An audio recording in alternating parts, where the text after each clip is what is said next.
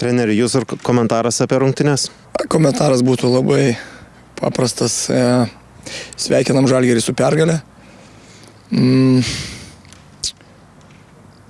Ruošimės šitom rungtynėm. Aišku, daugiau galbūt laiko praleidom analizuodami, rodydami žaidėjams momentų, ta prasme, kad daugiau teorinių buvo užsiėmimų negu praktinių. Nes, sakykime, tas trumpas laiko tarpas po mūsų sužaistų taurės rungtynių ir dabar čempionato rungtynių, tai matydami tai galbūt daugiau susifokusavome tai, kad reikėjo daugiau parodyti vaikinam tiek stipresias, tiek silpnasias pusės Žalgirio. Tai,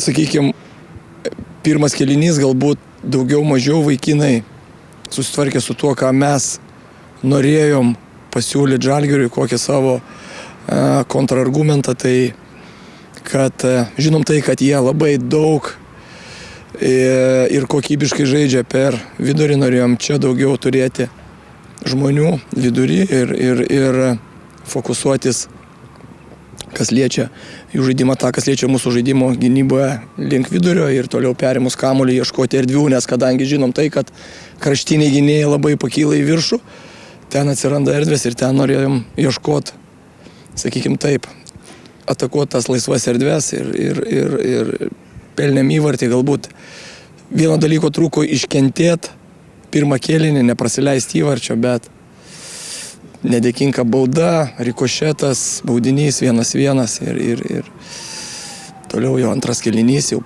žiūrint į galą, vaikinai pasėdo ir per didelį tarpai tarp linijų, tarp žaidėjų per didelį tarpą atsirado, kur tokia komanda kaip Žalgiris, jie puikiai tuos tarpus išnaudoja ir turėjo momentų, gerų momentų, bet 11 metrų baudinys.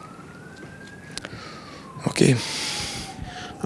Rungtynės buvo tokios, kad momentais atrodydavo gerai, viskas tvarkoja, momentais galbūt prašiau, bet tas pirmajame kėlinyje vėl epizodas, reikėjo keisti į Kauneką ir buvo kažkiek, kad gal komanda, kai jau pasikeitė sudėtis, neberado savo vietos, nebeišsidėliojo aikštė taip, kaip norėjote?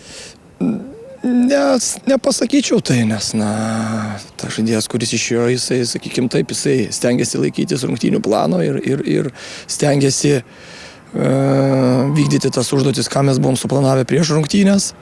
Nepasakyčiau, bet šiai dienai jisai yra Davis yra vienas iš mūsų lyderių ir tas, kuris aštrina, kas liečia žaidimą baudos aikštelę priešininko, kas ir pats užbaiginėja atakas, taip kad, jo galbūt kažkur tai ir pristrigo, bet tas žaidėjas, kuris išeina, aš manau, kad, jam, kol kas šiam momentui aš neturiu nusiskundimų.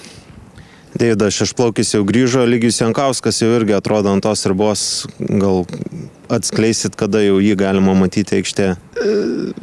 Neužilgo, bet čia, kas liečia su Eligijum, reikia kantrybės, bet noriu pasakyti, kad su kiekvieną dieną Eligijus jaučiasi vis geriau ir vis stipriau.